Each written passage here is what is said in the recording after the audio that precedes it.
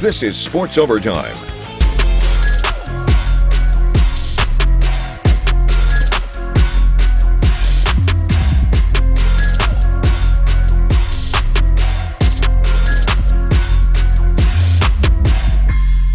Well, welcome into another episode of Sports Overtime. Thank you, as always, for joining us. The thoughts that the Detroit Lions had gotten over their poor decision-making late in games was just foolish of us. The Lions were on the road taking on former Michigan State quarterback Kirk Cousins and the Minnesota Vikings, looking to hold on to a lead late in the game, and it all came down to a one decision on one fourth down play. Let's take you to the fourth quarter. There was a 3-point lead for the Lions with 1:14 left on the clock. Dan Campbell deciding to rely on kicker Austin Seibert because on the drive before, he went for it on fourth down and couldn't convert. But Seibert's career high is from 53 yards. This one from 54 is wide right. So the Vikings and Kirk Cousins get another drive to make something happen. And from 28 yards out, with pressure in his face, Cousins finds KJ Osborne to retake the lead with just 45 seconds left in the game. One last gasp for the Lions as Jared Goff gets pushed out of the pocket, just has to chuck this one up for anyone open downfield, and it's intercepted by Michigan alum Josh Metellus as the Vikings would go on to win it 28-24 the final, and head coach Dan Campbell wishes he made a different decision on that fourth down. Defense, we got to eliminate some of these penalties. We knew they're explosive offense. They got weapons over there, and we knew it would be ebbs and flows of the game. And, we had our chance at the end and close it out. As far as for me, I freaking regret my decision there at the end. I should have gone for it, fourth down, and, I told the team that I should have gone for it. That was a tough spot, man. It's a tough decision. Obviously, if we make the field goal and we stop them on defense, there's no question about it, right? But it's tough. It was 4th and 4. You're kind of in that tweener zone. You could even discuss to punt it in some scenarios, but ultimately I think, I wish I would have said something to Dan. I didn't, and I'm sure he would have let us have it if I had done that.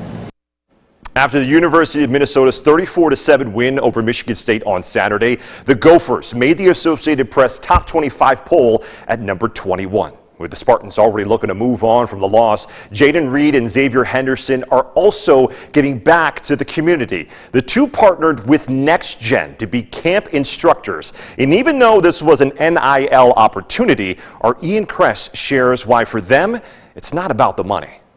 Go Green! Go Jayden Reed! Go! Curiosity and excitement were both very high on Sunday at Lansing Everett. Well, Jayden's the star, so we're really asking him most of the questions. They don't know you? They know me a little. It's hard. They know my name, but I don't think they knew who I was. That didn't stop those in attendance from asking Xavier Henderson and Jayden Reed a number of questions prior to the football camp getting underway. One kid was like, "Hey, Jayden, is your back okay?" And that was a good question, man. Stay away from them benches. Just over 60 athletes ranging from ages 8 to 18 showed up to the camp, plenty from right here in mid-Michigan, while one even made the drive up from Chicago to see the Spartans.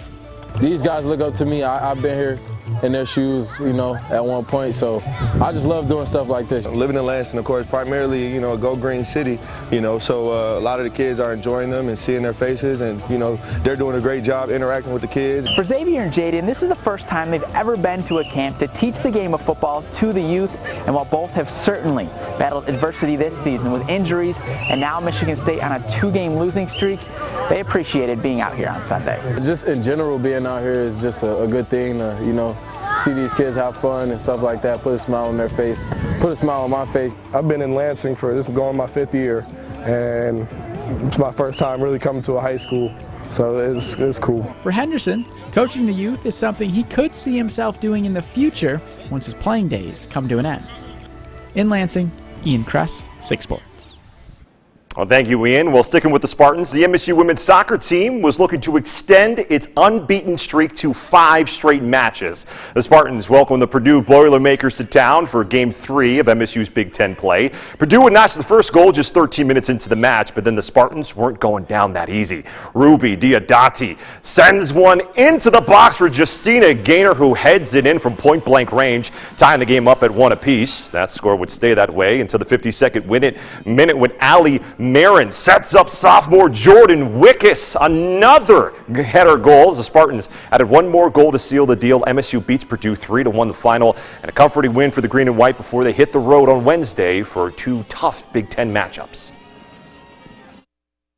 You know, to come through the first 3 games and be 2-0-1 on Big Ten play, we're in a good spot.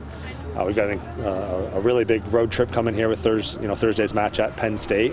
But at the same time, we're a group that enjoys going on the road together. The chemistry that can be built there, and allows us to also have a singular focus in terms of getting ready for our opponent. And check this out. This was more than just a Big Ten matchup. This game served as the women's soccer team's celebration of the 50th anniversary of Title IX. And to honor the occasion, the Spartans suited up with some custom threads to show appreciation for those that came before them. It means everything for all the people that came before us, all the women that played before us and had to go through what they had to go through to get us here. That now that we are here, it just means everything, and I'm so grateful, and I have so much respect for the women that built this program, and I'm just very happy and honored to be part of this program and continue to help it grow.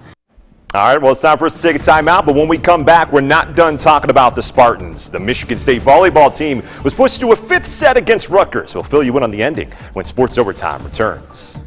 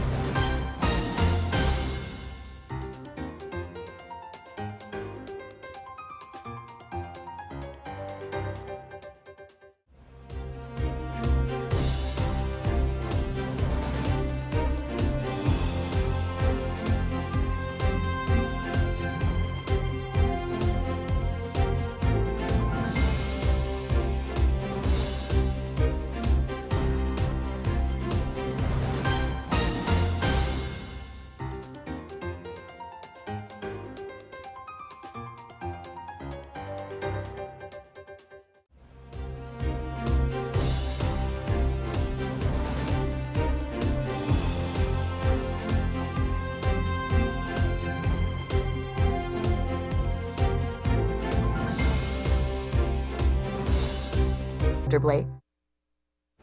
Welcome back, everyone. The Michigan State volleyball team has been spending the weekend in the New York, New Jersey area, spending some time in Times Square before heading over the bridge to Piscataway, New Jersey. Over to Rutgers we go. The Spartans won the first set to keep going to their strengths with Meredith O'Gorman, one of her team high 14 kills. The Spartans had a 2-1 set lead, but were picking their spots as Avery Horashi ties up the 4th set at 9. But the Scarlet Knights were able to push it to a 5th set, and Becca Williams gets an ace at a crucial moment to take a 4-point lead as Rutgers would go on to win the 5th set 15-7. The Spartans are now 0-2 to start their Big Ten schedule. This past Friday night, on the Fowler High School football field, there was an emotional victory for the Fowler Eagles after the passing of former Eagle Jason George, who wore the number 10 over at Fowler during his playing days. The Eagles took home the coveted Milk Jud Trophy for the first time in 8 years after beating Pewamo Westphalia 20-16. And a win like this deserves a recap. Let's go to the game-winning play. 26 seconds left, down 3 points. With a 4th and 11 from the 14-yard line, Fowler's Jacob Hoffman connects with sophomore Ben Cohagen for the game-winning touchdown. Then when leaving the field, Cohagen was given a hero's welcome from the Fowler faithful, and head coach John Spicer shared with us what this win means to the community. It means everything. You know, we started building this thing 4 years ago, and we needed a win like this to get us over the hump and to have all them players back. And when I went in for halftime, I told them we're going to need all of you to be as loud as you can. And the crowd was phenomenal. The atmosphere was phenomenal. And I just can't say how proud. I can't say enough how proud I am of these kids. I love that. Good night, everyone.